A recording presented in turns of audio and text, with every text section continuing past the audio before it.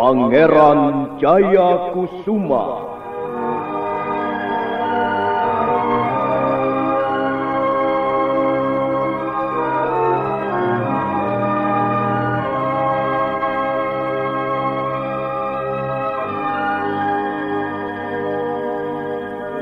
Sebuah serial drama radio yang dipersembahkan oleh Teater Sanggar Cerita dan Sanggar Prativi bekerja sama dengan PT Bayer Indonesia.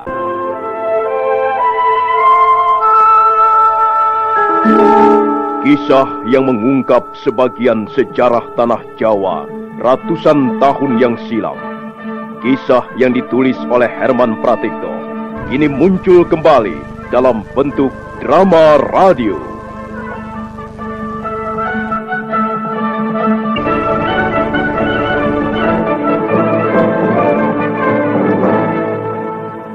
Naskah disusun dan diolah oleh S. Tijab, teknik dan montase Rudi Tinangon dan M. Pranoto, sutradara E.W.S. Yuwono.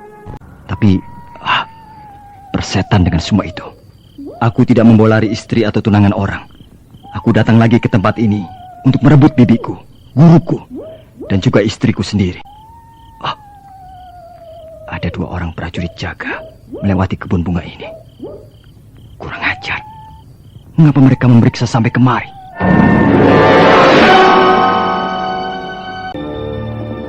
Apakah kita tidak terlalu jauh berkeliling, Kakang? Kita memang diharuskan meningkatkan kewaspadaan. Setelah peristiwa tukang rumput yang ternyata ahli pedang itu, Gusti Pati seringkali marah-marah. Kemarin 3 orang prajurit kena tendangan dan jotosan karena dianggap sembrono waktu melaksanakan tugasnya menjaga ruangan Gusti Putri. Itu salah mereka sendiri. Mengapa sembrono? Mungkin mereka menganggap persoalan keamanan ini sepele, padahal kenyataannya kan tidak. Aku heran, Kakang. Jago pedang yang mengaku tukang rumput itu kok bisa masuk kemari ya? Punya ilmu apa dia? Padahal selama beberapa tahun Istana Bukit Bunga ini selalu dalam keadaan aman. Jangan-jangan manusia, ibaratnya semut pun tak akan bisa masuk tanpa harus terperangkap oleh jebakan yang dipasang di semua jurusan, Kakang. Orang asing itu pun masuk perangkap, tapi kemudian Tuan Gondosulo dan Gondosuli melepaskannya. Lalu dibawanya menghadap Gusti Pati. Kalau dibiarkan saja, ya tentu saja dia akan mampus, tergantung-gantung di atas pohon seperti kalong. Aku mendengar bahwa dia juga mempunyai kepandaian bermain pedang yang cukup tinggi, Kakang. Sebelum pergi, dia sempat membunuh 2 orang prajurit Istana Bukit Bunga. Itulah sebabnya Gusti Pati tidak bakal mengampuninya lagi kalau seandainya dia berani masuk kemari lagi. Menurutmu, apakah dia berani masuk ke istana ini lagi, Kakang? Ya, mungkin saja dia berani. Kata orang, cinta bisa mengalahkan rasa takut. Dia itu kan datang ke Istana Bukit Bunga ini kan untuk bertemu dengan Gusti Putri Retno Prabasini. Kata dia, Gusti Putri bekas kekasihnya. Gila. Orang itu pasti sudah gila atau setengah gila. Berani sekali dia mencintai Putri Gusti Patih Madu. Apa dia mempunyai nyawa rangkap atau bagaimana, Kakang? Sudahlah, itu bukan urusan kita. Yang penting kita melaksanakan tugas mengamankan istana ini dan sekitarnya. Kukira cukup aman. Tidak ada tanda-tanda yang mencurigakan. Kalau begitu, kita kembali saja, Kakang. Kita sudah cukup lama meninggalkan ruangan Gusti Putri. Iya, sebaiknya begitu. Mari kita kembali ke gardu penjagaan.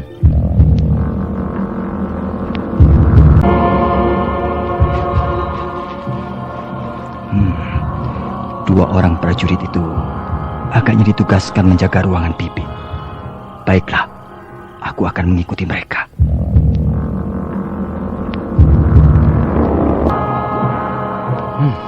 Syukurlah, agaknya keadaan benar-benar aman. Tapi Kakang, kenapa? Dengarlah burung malam itu. Iya, kenapa? Tidak biasanya dia berbunyi di daerah istana ini. Itu burung jahat, Kakang. Pembawa malapetaka menurut kepercayaan orang-orang desa di bawah sana, Kakang. Menurut pendapatku, Burung itu berbunyi, ya, karena mempunyai paruh. Dan lagi, dia burung malam. Tentu saja dia akan berbunyi di malam hari. Sudahlah, buat apa mengurusi suara burung? Lihat saja, keadaan aman. Dan kita bisa tenang menjaga ruangan Gusti Putri hingga menjelang pagi nanti. Suara apa itu, Kakang? Sepertinya suara batu dilemparkan orang, Kakang. Makanya, jangan jadi penakut. Kalau perasaanmu sudah dicekam ketakutan, segala bunyi-bunyian terdengar menyeramkan. Dengar. Jelas sekali itu suara batu dilemparkan orang, Kakang. Kita harus melihatnya. Jangan-jangan memang ada orang mengintai tempat ini. Aku sudah lelah. Kita baru saja jalan mengelilingi istana ini sampai ke sudut-sudutnya. Dan kita, tidak menemukan apa-apa. Kalau kau curiga, lihat saja sendiri. Aku tunggu di sini. Hei, mengapa kau belum juga berangkat? Maksudmu, Kak? Prajurit apa kau ini? Sudah. Kau tunggu saja di sini.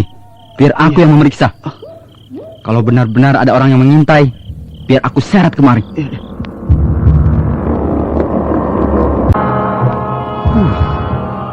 Tidak ada apa-apa.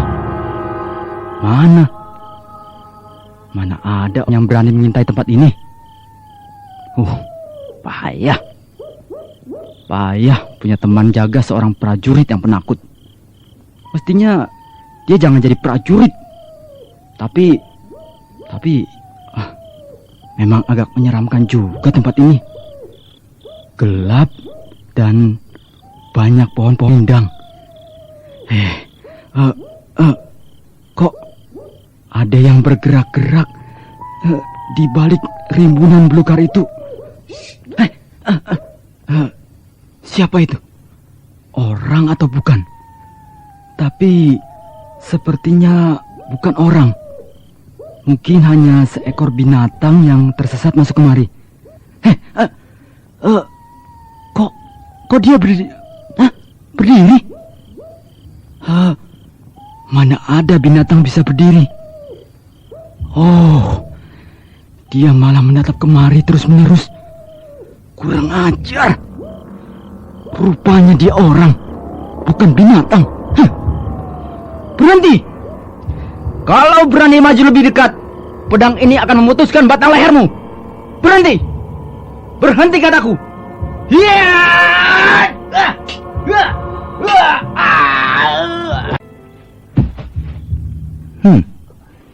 Kau seorang prajurit yang berani, tapi kau kurang perhitungan. Karena itu kau terpaksa menjadi korban keberanianmu sendiri. Nah, maaf kalau aku terpaksa melucuti pakaianmu.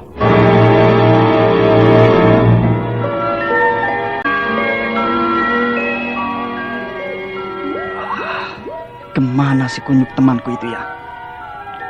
Kok belum kembali lagi? Kurang asem. Jangan-jangan dia buang air besar di balik semak itu. Dan aku disuruh menunggu di sini. Oh, itu dia. Bagaimana? Siapa yang melempar batu itu? Maafkan aku, kawan. Mungkin bukan manusia. Mungkin seekor kalong yang memuntahkan sisa-sisa buah yang tak habis digerogotinya. Tapi bagaimanapun kita harus berhati-hati. Harus tetap waspada seperti yang diperintahkan Gusti Patih Madu. Ngomong-ngomong, tenggorokanku mulai kering.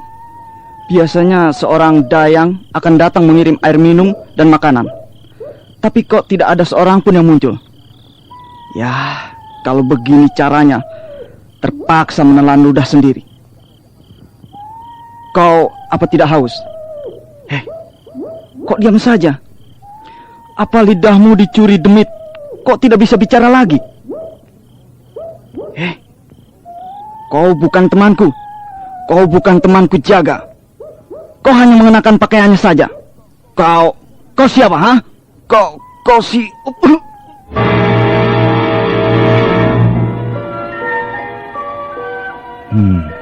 Beres. Dua orang penjaga sudah kubuat tidak berdaya. Selamat tidur, kawan. Tapi sebaiknya kau jangan tidur di pinggir lorong begini. Tidak sopan dilihat orang.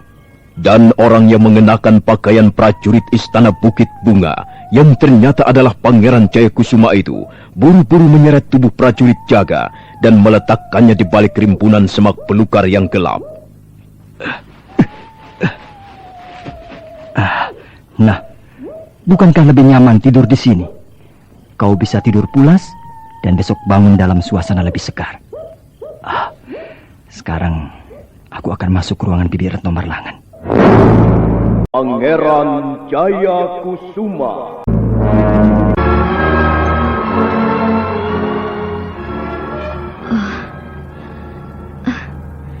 Mengapa mataku tak juga mau terpejam?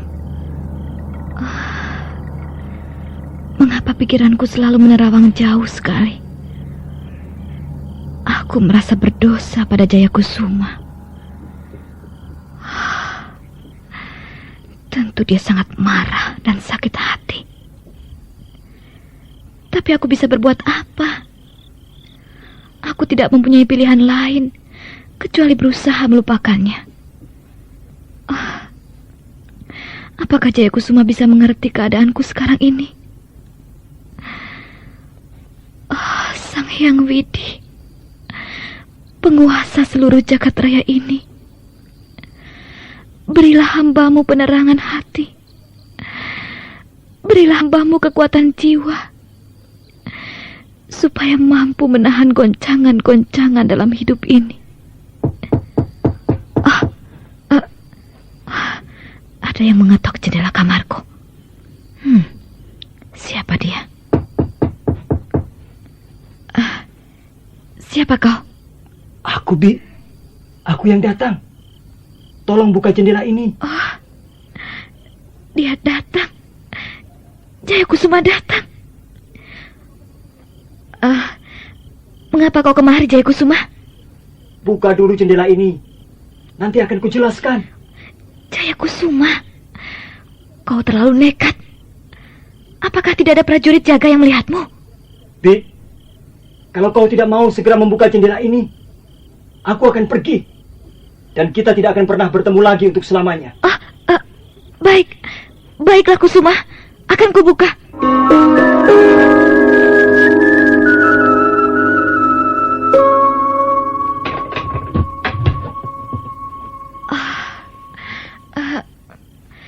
Mengapa kau datang kemari?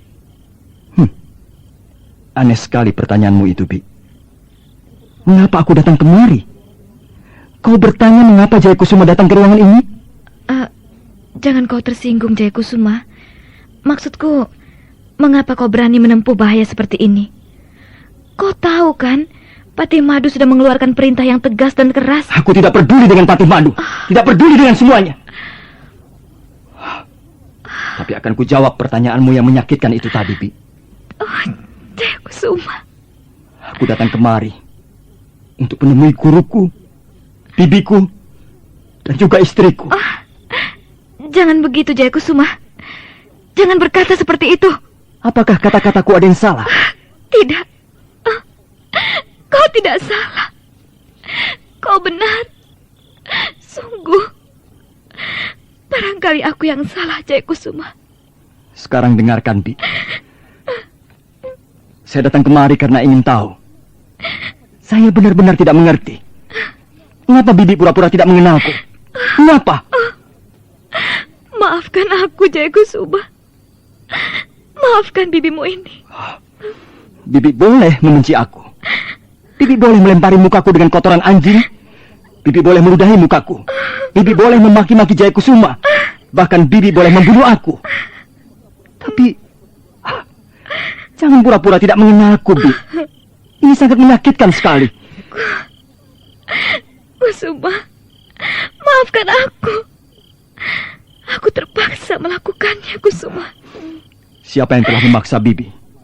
Katakan, biar ku hantam sampai mampus. Itu tidak perlu, Kusuma. Karena keadaanlah yang telah memaksaku untuk melakukannya. Keadaan? Iya. Apa maksud Bibi?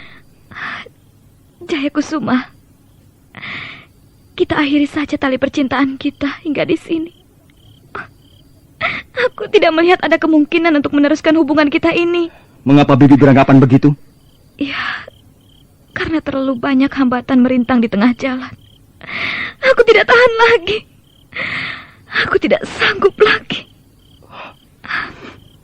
Katakanlah, Bi. Apakah Bibi sudah tidak mencintai aku lagi? Apakah Bibi sudah mempunyai kekasih yang lain? Jaya Kusuma, aku bukan wanita macam begitu. Dalam hidupku ini, aku bersumpah hanya akan mencintai seorang laki-laki. Dan itu adalah kau. Bi, aku pun tidak bisa melupakanmu, Bi. Berbulan-bulan aku mencarimu. Bahkan nyawaku sempat terancam. Aku bergelut dengan maut siang malam karena aku tidak ingin kehilangan kau, Bi. Aku tidak bisa berpisah denganmu. Dan sekarang aku datang kemari untuk merebut Bibi dari tangan Patih Madu. Jangan, Kusuma. Jangan kau lakukan itu. Kita bisa lari dari tempat ini, Bi. Kita bisa kembali hidup bersama seperti dulu. Kita akan bahagia, Bi. Jangan. Kita akan bahagia hidup selamanya. Jangan, Kusuma. Percayalah. Jangan lakukan itu. Kita harus menempuh jalan ini. Berbahaya, Kusuma. Jalan ini terlalu berbahaya. Kita harus bisa mengatasi bahaya itu. Ayo, Bi. Ayo. Siapa di luar? Saya Gusti Putri, Maruti. Ada apa, Maruti? Gusti Putri belum juga tidur? Gusti Putri tidak apa-apa, bukan? Tidak, Maruti. Aku tidak apa-apa. Sudahlah. Jangan ganggu aku lagi. Maafkan hamba, Gusti Putri. Sudahlah, Kusuma. Lupakan saja keinginanmu itu. Ya, barangkali memang sudah nasib kita harus mengalami seperti ini. Apa yang membuat Bibi menolak ajakanku ini? Apakah Bibi sudah tidak mencintai aku lagi? Apakah di hati Bibi sudah ada laki-laki lain? Tidak, Kusuma. Jangan salah sangka. Ini bukan persoalan cinta. Aku tak ingin memikirkan yang lain-lain, Bi. Aku tak ingin cinta kita menjadi kotor oleh soal-soal lain. Jaya Kusuma, kalau dua orang ingin menjadi suami istri yang kekal dan bahagia, maka dua orang itu harus memikirkan yang lain-lain juga. Cinta memang luhur, agung dan suci. Tapi masih ada yang lain yang perlu dipikirkan. Ya, kau bisa saja membawaku lari dari tempat ini. Kemudian kita hidup berdua di suatu tempat yang terpencil. Tapi kukira kebahagiaan seperti itu hanyalah semu. Mengapa begitu? Jaya Kusuma, bagaimanapun juga, kau adalah masih keponakanku sendiri. Hubungan persaudaraan kita masih terlalu dekat. Apalagi untuk kalangan istana. Hal-hal seperti itu merupakan pantangan keras. Nah, bisakah kita membina hidup bahagia? Sementara masyarakat, keluarga, dan sanak famili kita banyak yang tersinggung hatinya. Maka kukira, Jaya Kusuma, sebaiknya kita akhiri saja tali percintaan kita hingga di sini. Tak ada gunanya kita teruskan lagi. Lupakan saja aku. Lupakan saja apa yang pernah terjadi di antara kita. Tidak. Bibi boleh saja melupakan aku. Tapi aku tidak akan pernah melupakan Bibi. Aku tak bisa hidup tanpa Bibi. Dan aku tidak gentar menghadapi segala bahaya dan akibatnya. Jaya Kusuma, mengapa hatimu sekeras batu? Dan mengapa hatimu menjadi lemah seperti lumpur sawah? Mengapa, Bi? Siapa yang telah mempengaruhimu? Tidak kusangka. Rupanya kau bukanlah macam wanita yang setia dan teguh memegang janji. Kusuma, jangan berkata begitu. Iya. Mungkin saja kau sudah dijamah laki-laki lain. Mungkin saja Pangeran Singgelo itu sudah tidur di atas ranjang ini bersamamu hingga hatimu menjadi lemah seperti lumpur sawah. Kau kejam. Kau kejam, Jaya Kusuma. Mengapa kau menuduhku sekejam itu? Aku tidak pernah melakukan hal-hal yang memalukan. Sampai saat ini, hati dan tubuhku masih bersih. Masih suci. Bohong. Demi bumi dan langit, beserta seluruh isinya.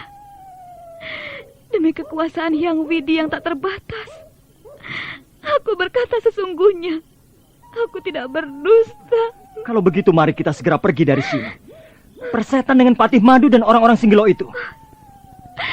Tidak, Jaya Kusuma. Tidak. Jangan lakukan itu. Jangan. Bibi jangan membuatku menjadi gila, Bi. Ayo, Bi. Ayo, kita tinggalkan istana celaka ini. Tidak, Kusuma. Tidak. Aku tidak bisa menuruti kemauanmu. Lebih baik kau segera pergi.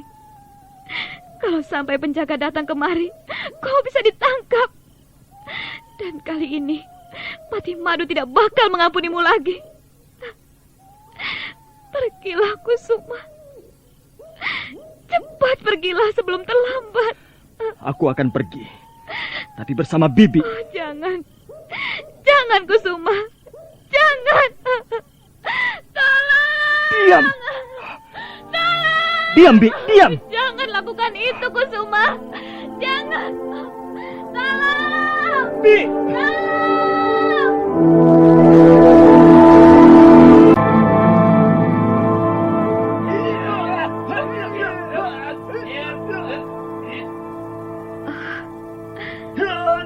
Kusuma, mengapa kau masih juga belum bisa mengerti? Mengapa kau datang lagi ke tempat ini? Sekarang kau pasti mengalami nasib yang lebih buruk. Jaya Kusuma. Jaya Kusuma. Pangeran Jaya Kusuma. Mau lari kemana kau setan jahanam? Kita bertemu lagi Gondosulo dan Gondosuli. Kau memang seorang pemberani. Tapi sayang sekali, keberanianmu kali ini harus kau bayar mahal. Sebenarnya kami sudah akan melupakanmu, Jaya Kusuma. Gusti Patih sendiri sudah tidak berminat mengingat-ingat namamu. Tapi sekarang lain. Kau sudah berani kembali masuk ke istana Bukit Bunga. Dan itu artinya kau tidak diperbolehkan keluar dalam keadaan bernyawa.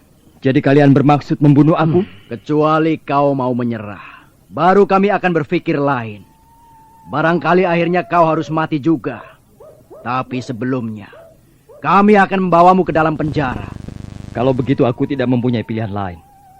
Aku akan mempertahankan diri di tempat ini. Bagus.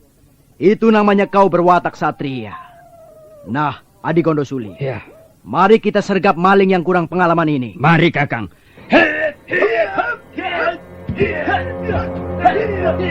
Jangan membuang-buang waktu, Adi Gondosuli. Cabutlah pedangmu. Kita bunuh saja dia.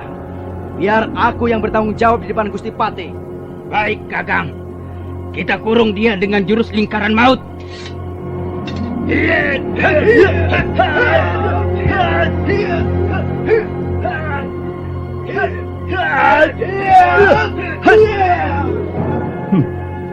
Rasanya tidak adil kalau aku tidak menggunakan pedang.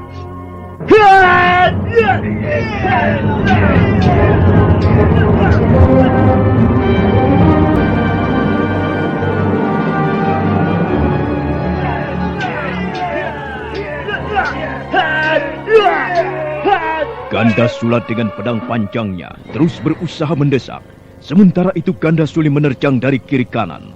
Dua pendekar kakak beradik itu dengan gencar terus melayangkan serangan. Pangeran Jayakusuma nampak lebih menguasai pertarungan. Gandasula dan Gandasuli menjadi gusar. Dan akibatnya serangan-serangannya menjadi kurang terarah dengan baik. Beberapa kali malah sabetan pedang Pangeran Jayakusuma hampir merenggut nyawa mereka. Jaya Kusuma memang berbahaya. Permainan pedangnya tidak boleh dianggap enteng. Selama dia masih hidup, aku tidak akan bisa tenang menjalankan rencana-rencanaku. Paman Gondosulo dan Gondosuli mulai keteter. Kalau tidak kubantu, mereka bisa malu dengan nama besarnya sendiri. Laki-laki setengah tua yang tak lain adalah Patih Madu itu buru-buru merogoh saku bajunya. Sebuah bundaran kecil seperti biji salak tergenggam dalam tangannya. Bundaran kecil itu merupakan senjata rahasia yang cukup berbahaya. Dia terbuat dari logam dengan bintik-bintik tajam mengelilingi pinggirnya. Kau tangkislah senjataku ini, Jaya Kusuma. Kurang ajar.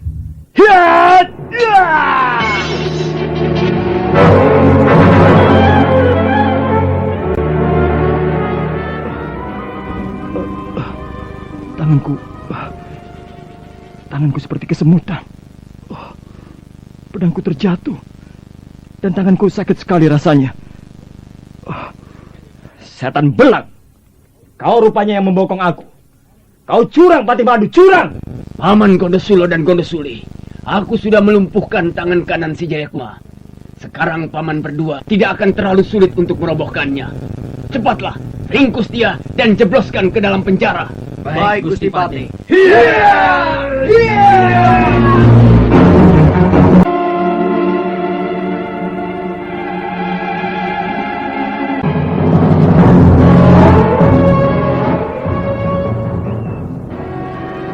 Mengapa Ayahanda beranggapan begitu? Saya tidak ada niat untuk melarikan diri. Saya sudah pasrah pada nasib. Kalau Jayakusuma datang ke ruang tidur saya, itu adalah kemauannya sendiri, Ayahanda. Saya tidak pernah mengundangnya. Jayakusuma terlalu berani. Dan itu akan berakibat buruk. Sayang sekali. Sebenarnya aku sudah memberinya kesempatan. Tapi dia tidak menggunakan kesempatan baik itu. Malah dia kembali lagi ke Istana Bukit Bunga. Apakah Ayahanda bermaksud menghukumnya? Tentu saja, anakku. Jayakusuma merupakan duri dalam daging bagiku. Ayahanda harus berpikir lebih jernih. Nah, saudara pendengar, bagaimanakah kisah selanjutnya? Silakan menunggu kelanjutan kisah Pangeran Jayakusuma ini pada episode berikutnya yang dipersembahkan oleh Revagan, tablet anti flu buatan Bayer, manjur dan cepat kerjanya. Sampai jumpa.